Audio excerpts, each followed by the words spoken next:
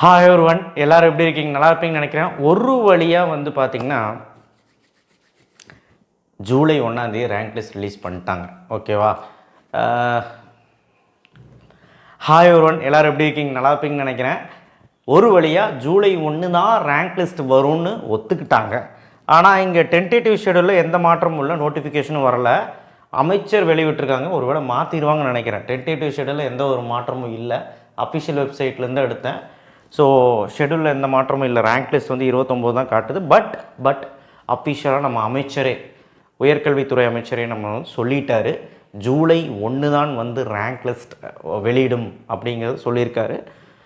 எப்பவுமே rank list வர அன்னைக்கு எல்லாமே வந்துடும். ரவுண்டு 1, ரவுண்ட் 2, ரவுண்டு 3 ஷெடியூலு, அதுக்கப்புறம் ஸ்பெஷல் ரிசர்வேஷன் ஷெடியூலு எல்லாமே வந்துடும். 7.5 ரிசர்வேஷனுக்கு எப்போ கவுன்சிலிங்கு, எப்போ சாய்ஸ் ஃபில்லிங் பண்ணணும், எப்போ போய் காலேஜ் போய் பணம் கட்டணும், எல்லாமே டேட்டு வாரியாக வந்துடும். ஸோ 1 எல்லோரும் ரெடியாக இருங்க. அஃபீஷியல் நியூஸ் வெளியே வந்துடுச்சு.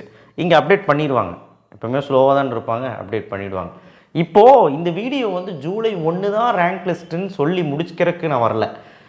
ரவுண்ட் 1, ரவுண்ட் 2, ரவுண்ட் 3ன்னு பிரியுது. இப்போ யாருக்கு பெனிஃபிட் அப்படிங்கிறத நம்ம பார்க்க போகிறோம். அப்போ பெனிஃபிட் அப்படின்னா எதை பொறுத்து அப்படின்னு பாருங்களேன். நிறைய பேர் நினச்சிட்டு இருக்காங்க அட்மிஷன் நிறைய பேர் போட்டாச்சு. நான் இப்போது கேள்விப்பட்டது என்னென்னா, முக்கால்வாசி மாணவர்கள் அட்மிஷன் போட்டாச்சு. யார் தான் கவுன்சிலிங் வெயிட் பண்ணுறா கண்ணுக்கே தெரிய மாட்டேது. ஒரு ஏரியாவில் ஒரு 10 பேர் இருந்தாங்கன்னா அதில் ஒரு 7 பேர் அட்மிஷன் போட்டுறான். சரி விடுங்க, கவுன்சிலிங் நம்பி வெயிட் பண்ணுறோம், பண்ணட்டும், ஓகே ரைட். இப்போ பாருங்கள், இதுதான் வந்து ரவுண்டு ஷெடியூல். இது வந்து பார்த்திங்கன்னா உங்களுடைய ரேங்க் லிஸ்ட் வர அன்றைக்கே இது ரிலீஸ் ஆகிடும். ஸோ ரேங்க் லிஸ்ட்டு வர அன்றைக்கே ரிலீஸ் ஆகிடும். ஸோ இது வந்து பார்த்திங்கன்னா உங்களுக்கு இந்த ஷெடியூலுக்காக தான் எல்லோரும் வெயிட்டிங். ஏன்னா எப்போ சாய்ஸ் ஃபில்லிங் பண்ணணும், என்ன எப்போ பண்ணணுங்கிறது எல்லாமே தெரிய வரும். ஸ்பெஷல் ரிசர்வேஷன் தனியாக வரும், தனியானா ஒரே பிடிஎஃபாக வரும். அண்ட் எப்போ பண்ணணும்னு சொல்லியிருப்பாங்க. இது வந்து ஜென்ரல் கவுன்சிலிங், ஓகேங்களா? ஜென்ரல் அகாடமிக் எல்லாத்துக்கும். Round 1, round 2, round 3. Round 1, round 3 உங்களுக்கு தெரியுதுன்னு தெரியல, இப்படி தான் ஷெடியூல் வரும். இங்கே பாருங்கள், 200லேருந்து 179, 200லேருந்து 179 கட் ஆஃப் வரைக்கும் கூப்பிட்ருக்காங்க. 178லேருந்து 143 கூப்பிட்ருக்காங்க. 143லேருந்து 77.5 வரைக்கும் கூப்பிட்ருக்காங்க. ரேங்க்கு பார்த்திங்கன்னா போன வருஷத்தோடது இது. 1வது ரேங்க்லேருந்து 39,145 பேர் கூப்பிட்ருக்காங்க. முதல் ரவுண்டில் 39,000 பேர் கூப்பிட்ருக்காங்க. இந்த வருஷமும் நான் அதே தான் எதிர்பார்க்குறேன். ஆனால் கட் ஆஃப் டிக்ரீஸாக என்னங்க, ரேங்க் லிஸ்ட் வந்தால் தான் தெரியும். டிக்ரீஸ்னால் முதல் ரவுண்டில் கம்மியான ஆளுங்க தான் இருப்பாங்கன்னு தோணுது. எப்பவுமே இந்த முதல் ரவுண்டுக்கு ஆப்பு ரெடியாக இருக்கும். சார் முதல் ரவுண்டுக்காரங்களை என்ன பயப்படுத்துகிறீங்களா? கிடையவே கிடையாது. முதல் ரவுண்டுக்காரங்களுக்கு ஏன் ஆப்பு ரெடியாக இருக்கும்னா, ஃபஸ்ட்டு அவன் சாய்ஸ் ஃபில்லிங் பண்ண போகிறான். இவன் என்ன பண்ண போகிறான், ஏது பண்ண போகிறான், அதில் டென்டேட்டிவ் வரும். டென்டேட்டிவ்னால் இப்போ பாருங்கள், சாய்ஸ் ஃபில்லிங் டேட்டு இப்படி கொடுத்துருவாங்க. சாய்ஸ் ஃபில்லிங் டேட்டு வந்து பார்த்திங்கன்னா 14ஆம் காலையில் ஸ்டார்ட் பண்ணி 16ஆம் முடிக்கணும். 3 நாள் டைமு ரவுண்டு 1 கொடுத்துருக்காங்க. இப்போ இந்த ரவுண்டு 1 பண்ணுறான்னு வச்சுக்கோங்க. இந்த 3 நாள் பண்ணி முடிச்சுட்டு 17ஆம் டென்டேட்டிவ் அலாட்மெண்ட் வந்துடும். அதாவது 17ஆம் காலையில் என்ன காலேஜுன்னு தெரிஞ்சிடும். அந்த காலேஜ் கன்ஃபார்ம் பண்ணுறதுக்கு 18ஆம் அதாவது அடுத்த நாள் 2 நாள் டைம். அடுத்த நாள் வந்து 5வது நாள், அதாவது அந்த பாருங்கள் 18ஆம் 5 மணிக்கு. இது வந்து இந்த வருஷத்தோடு கிடையாது, 2025 எப்படி இருக்கும்னு நான் காட்டுறேன். 18ஆம் 5 மணிக்கு என்ன க்ளோஸ் ஆகிரும், அதுக்குள்ளே நான் அந்த கன்ஃபர்மேஷன் பண்ணணும். அதுலேயும் ஆப் இருக்குது. அவன் என்ன கன்ஃபர்மேஷன் பண்ணணும், ஏது கன்ஃபர்மேஷன் பண்ணணுங்கிறது ரொம்ப கன்ஃபியூஸாக இருப்பான் ஃபஸ்ட் ரவுண்டுக்காரன்.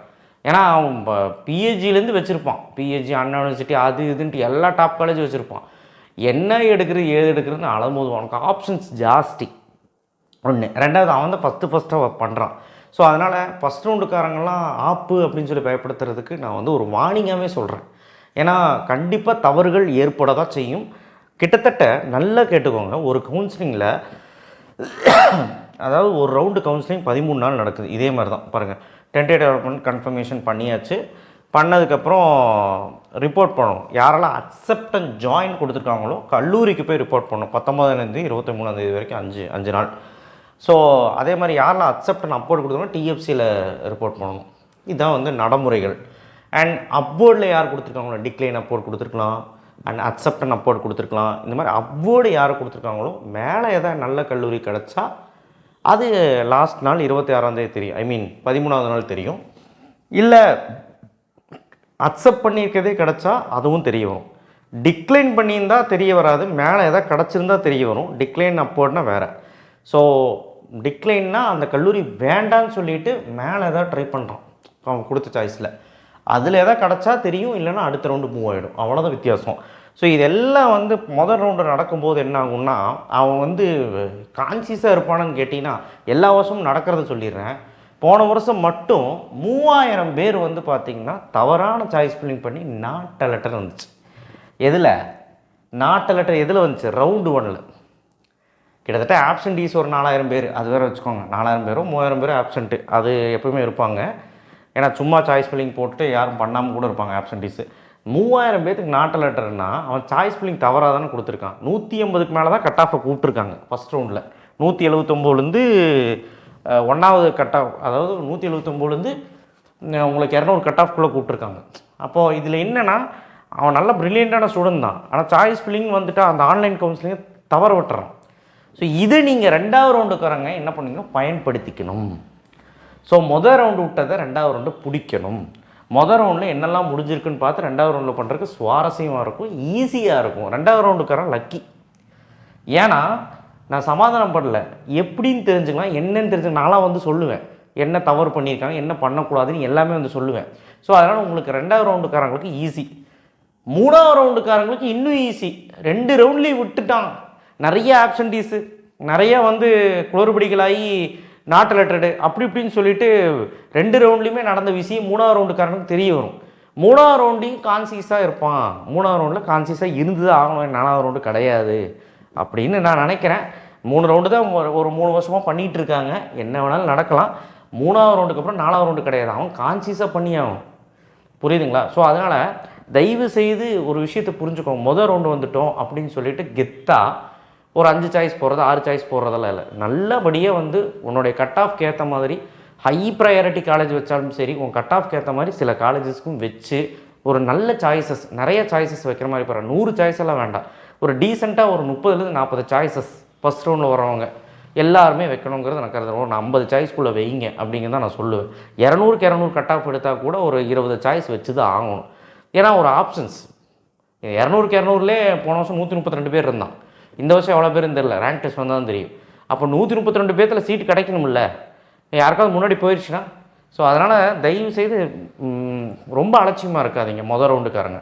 மொதல் ரவுண்டுக்காரங்க ரொம்ப ரொம்ப முக்கியமான விஷயம். இப்போ நான் சொன்ன டிஸ்அட்வான்டேஜ் எல்லாமே அட்வான்டேஜ் ஆக்கிக்கணும். நீ நாட் லெட்டர் வராத மாதிரி பண்ணு, சாய்ஸஸ் அதிகமாக கொடு, டென்டேட்டிவ் அலாட்மெண்ட் கன்ஃபர்மேஷனில் கரெக்டாக வந்து ஆப்ஷன்ஸ் கொடு. அக்செப்ட் அண்ட் ஜாயினா, அக்செப்ட் அண்ட் அப்போடா, நல்ல காலேஜ் கிடச்சிருக்கும். அதை விட்டுட்டு டிக்ளைன் பண்ணிட்டு அடுத்த ரவுண்டெல்லாம் போவான்.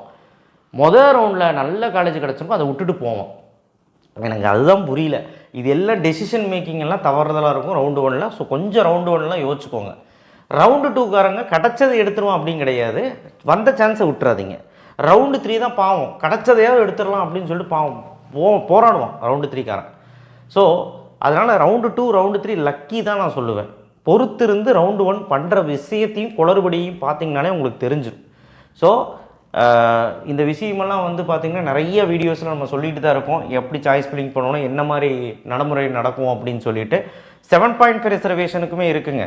7.5 ரிசர்வேஷனுமே இந்த மாதிரி ரேங்க் லிஸ்ட் ரிலீஸ் ஆகும். Cut off wise rank wise கூப்பிடுவாங்க. இப்படி 3 ரவுண்டாக பிரியும். நல்லா கேட்டுக்கோ, ஜென்ரல் கவுன்சிலிங்க்கு பார்ட்டிசிபேட் பண்ணவன் தான் 7.5லேயும் இருப்பான். 7.5ல் 46,000 பேர் போன வருஷம் கூப்பிட்ருக்காங்க. அப்போ 46,000 பேர் ஜென்ரல்லையும் இருப்பான். 7.5க்கு 2 சாய்ஸ் ஃபில்லிங் லிங்க் ஓப்பன் ஆகும். அந்த 2 சாய்ஸ் ஃபில்லிங் லிங்க்லேயும் நம்ம என்ன பண்ணிக்கணும், சாய்ஸ் ஃபில்லிங் பண்ணணும். பண்ணிவிட்டு விருப்பம் இருந்தால் 2லேயுமே பண்ணலாம், விருப்பம் இல்லைன்னா 1 மட்டும் பண்ணால் போதும், அது உங்கள் இஷ்டம். பட் 2லேயுமே பண்ணால் சேஃபு. 2லேயுமே பண்ணும்போது ஜென்ரல் என்ன காலேஜ் கிடைக்குது, 7.5 என்ன காலேஜ் கிடைக்குதுன்னு பாருங்கள். ஒருவேளை நாட் லெட்டர் கூட வரலாம் 7.5ல் சீட் இல்லாமல், அதெல்லாம் நீங்கள் தான் பார்த்து பண்ணிக்கணும். ஸோ அப்போது 2லேயுமே பண்ணிங்கன்னா கொஞ்சம் சேஃபாக இருக்கும். இதில் இல்லைனா அதில் கிடைக்கும், அதில் இல்லைனா இதில் கிடைக்கும். 7.5ல் தான் வேணும்னா ஒழுக்கமாக பண்ணணும். ஓகேங்களா? 7.5ல் நல்லபடியாக சாய்ஸ் ஃபில்லிங் நிறைய சாய்ஸஸ் வச்சு நல்லபடியாக பண்ணணும். அப்போது 2 சாய்ஸ் ஃபில்லிங் லிங்க் ஓப்பன் ஆகும், 2 அலாட்மெண்ட் வரும். அந்த 2 அலாட்மெண்ட்டில் 2 கல்லூரி கிடச்சிருக்கும். 7.5ல் ஒரு கல்லூரி, ஜென்ரல் ஒரு கல்லூரி. இப்போ எது வேணும் வேண்டாங்கிறத கரெக்டாக கிளிக் பண்ணிக்கணும். ஒரு லாஸ்ட்டாக அவனுக்கு ஒன்று 7.5ல் கிடச்சிருக்கும், இல்லைன்னா ஜென்ரலில் கிடச்சிருக்கும். ஒன்று தான் கிடைக்கும். ஒரு காலேஜ் ஒரு கோர்ஸ் தான் கிடைக்கும், 2 காலேஜ் 2 கோர்ஸ்லாம் கிடைக்காது. ஓகேவா? அது 2ல் ஏதோ ஒன்று கிடைக்கும் ஃபைனலைஸ் ஆகும். ஸோ அது நீங்கள் வந்து பார்த்து தான் பண்ணிக்கணும். 7.5 ரிசர்வேஷன் பற்றி தனி வீடியோ போடும்போது அதை சொல்கிறேன். ஸோ அதனால் 7.5க்குமே இந்த மாதிரி ரிலீஸ் பண்ணிவிடுவாங்க. டேட்டெல்லாம் அதே டேட் தான் சொல்லுவாங்க. அதே தான் ஒன்றும் கிடையாது. ஜென்ரலில் வரவன் தான் இதுலேயும் வருவான். அந்த 46,000 பேர் இருக்கான்ல, அவனுக்கு ஜென்ரல் கவுன்சிலிங்கும் இருக்கும். ஓகேவா? ஸோ ரெண்டையும் ஒட்டுக்கா பண்ணுவீங்க. அதனால் கன்ஃபியூஸ் ஆகிடாதீங்க. ஸோ தயவுசெய்து வந்து பார்த்திங்கன்னா இந்த ரொம்ப டென்ஷனாக 7.5 வந்து முதல் ரவுண்டு அல்வா மாதிரி சாப்பிட்டு போகலாம். ஒரு 2000 பேர் தான் கூப்பிடுவான். பாருங்கள், 2000 பேர் தான் கூப்பிட்ருக்கான் ஃபஸ்ட் ரவுண்டில். பாருங்கள், 2000 பேர் தான் கூப்பிட்ருக்கான். ஓகேவா? 2வது ரவுண்டில் தான் 18,921 பேர் கூப்பிட்ருக்கான். அதாவது கிட்டத்தட்ட ஒரு 16,000 பேர்.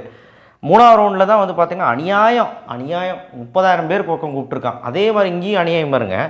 3வது ரவுண்டில் கிட்டத்தட்ட 1,37,000 2,39,000 பேர், கிட்டத்தட்ட 1,00,000 பேர். ஏங்க 1,10,000 பேர் ஃபுல்லாக 3வது ரவுண்டில் வச்சு செஞ்சுருக்காங்க. இங்கே 39,000 1,37,000, இங்கேயும் 1,00,000 பேர் கூப்பிட்ருக்காங்க. எனக்கு புரியல. ஸோ அதுதான் ஆப்பர்ச்சுனிட்டிஸ் நிறைய கிடைக்கிறதில்ல ரவுண்ட் 2 ரவுண்ட் 3க்கு இந்த விஷயனால். ஸோ அது என்னென்னு நான் சொன்னால் உங்களுக்கு புரியாது, பட் விட்டுருங்க. பட் இருந்தாலும் வந்து பார்த்திங்கன்னா என்ன எதுவாக இருந்தாலும் எந்த ரவுண்டாக இருந்தாலும் சரி நல்லபடியாக சாய்ஸ் ஃபில்லிங் பண்ணுங்கள். அவ்வளோதான் நான் சொல்ல முடியும். ஸோ இவ்வளோ பேர்த்துக்கு நடுவில் நம்ம போட்டி இருக்குங்கிறது மட்டும் புரிஞ்சுக்கோங்க. அதுதான் நான் சொல்கிறேன். இதே மாதிரி தான் இந்த வருஷம் பிரியும். ஸோ 7.5 ரிசர்வேஷன் வந்து பார்த்திங்கன்னா அதே மாதிரி தான் பிரியும். என்ன கொஞ்சம் வித்தியாசம் ஏற்படும், லைட்டாக ஒரு வித்தியாசம் ஏற்படும், டேட்டில் எல்லாம் வித்தியாசம் ஏற்படும், அவ்வளோதான். தவிர இதே மாதிரி தான் பிரிக்கப்படும். சரிங்களா? முதல் ரவுண்டில் எவ்வளோ பேர் வராங்க பார்ப்போம், 2வது ரவுண்டில் எவ்வளோ பேர் வராங்க பார்ப்போம், 3வது ரவுண்டில் எவ்வளோ பேர் வராங்க பார்ப்போம். ஸோ இதெல்லாம் ஜூலை 1 தெரிஞ்சிடும். ஜூலை 1 ரேங்க் லிஸ்ட்டு அப்படின்னு சொல்கிறதுக்கு மட்டும் நான் இங்கே வரல, ஒரு வார்னிங் கொடுக்குறதுக்கு தான் வந்தேன். சாய்ஸ் லிஸ்ட் ப்ரிப்பரேஷன் பண்ணாமல் வீட்டில் சும்மா தூங்கிட்டு இருந்தீங்கன்னா இதுதான் நடக்கும். ஸோ கண்டிப்பாக வந்து பார்த்திங்கன்னா நான் சொன்ன விஷயமெல்லாம் மனசில் வச்சுக்கிட்டு சாய்ஸ் லிஸ்ட்டு ரெடி பண்ணுங்கள். அடுத்தடுத்த வீடியோவில் டாப் காலேஜ் லிஸ்ட்டு எல்லாமே நான் போட போகிறேன். எல்லாமே நோட் பண்ணி வச்சு நல்லபடியாக ஒரு சாய்ஸ் ஃபில்லிங் லிஸ்ட்டு ரெடி பண்ணி நல்லபடியாக நீயே உட்காந்து லேப்டாப்பில் வீட்டில் உட்காந்து பண்ணு. ஃபோனில் பண்ணக்கூடாது, லேப்டாப்பில் தான் பண்ணணும். ஃபோனில் பண்ணால் கைப்பட்டு மாறிடும். ப்ரௌசிங் சென்டர் போகிறதெல்லாம் இஷ்டம். டிஎஃப்சி சென்டர் போய் பண்ணிங்கன்னா அதான் சொல்கிறேன்ல, டிஎஃப்சி சென்டர் போய் பண்ணால் நைட்டு போய் பண்ண முடியுமா? இல்லை, நான் என்ன சொல்கிறேன்னா டிஎஃப்சி சென்டர் போய் பண்ணுறோம், தவிர்க்க முடியலன்னா பண்ணிவிடு, வேறு என்ன பண்ணுறது. நான் சொந்தமாக லேப்டாப் வாங்கி பண்ணிடுறேன். இன்ஜினியரிங் படிக்க போனால் லேப்டாப் கண்டிப்பாக மஸ்ட்டு. ஸோ அதை பற்றிலாம் ஒரு வீடியோ போடுறேன். ஸோ தயவு செய்து வந்து பார்த்திங்கன்னா நம்ம சேனலை சப்ஸ்கிரைப் பண்ணி வச்சு லைக் பண்ணி வச்சுக்கோங்க. ஸோ இதுக்கு யாருக்கு லக்கு அப்படின்னா ரவுண்ட் 2 ரவுண்ட் 3 தான். ஸோ அதனால் மாணவர்களே, ரவுண்ட் 2 ரவுண்ட் 3 மாணவர்கள் கண்டிப்பாக பயப்பட வேண்டாம், நான் அடித்து சொல்லுவேன். ஓகேவா? ஸோ நன்றி, வணக்கம், தேங்க்யூ. ஷேர் பண்ணுங்கள், சப்ஸ்கிரைப் பண்ணுங்கள், மறக்காம பெல் ஐக்கனை ப்ரெஸ் பண்ணுங்கள். இந்த வீடியோ ஒரு பூஸ்டப் கொடுத்துருக்கணும்னு நினைக்கிறேன் ரவுண்ட் 2 ரவுண்ட் 3க்கு. ரவுண்ட் 1 அதே மாதிரி அலட்சியமாக இருக்க வேண்டாம், அதை சொல்கிறத சொன்னேன். And July 1 rank list. So counselling தள்ளி போகுமா அப்படின்னு கேட்டிங்கன்னா கண்டிப்பாக தள்ளி போக வாய்ப்பு இருக்குது. ஏன்னா வந்து போன வருஷம் 14ஆம் தேதி நடந்தது ஃபஸ்ட் ரவுண்டு. சிறப்பு கலந்தாய்வு வந்து பார்த்திங்கன்னா 7ஆம் தேதி நடந்தது. இந்த வருஷம் எனக்கு தெரிஞ்சு ஒரு வாரம் தள்ளி போகிற ஒரு 4-5 நாள் தள்ளி போகிறக்கு வாய்ப்பு இருக்குது, அவ்வளோதான். மிஞ்சி போனால் ஒரு 17ஆம் தேதி நடக்கும்னு நினைக்கிறேன் இந்த வருஷம் ஃபஸ்ட் ரவுண்டு. பார்ப்போம், எதாக இருந்தாலும் நமக்கு வந்து ஜூலை 1 தெரியும். நன்றி, வணக்கம், தேங்க்யூ. ஷேர் பண்ணுங்கள், சப்ஸ்கிரைப் பண்ணுங்கள், மறக்காம பெல் ஐக்கனை ப்ரெஸ் பண்ணுங்கள்.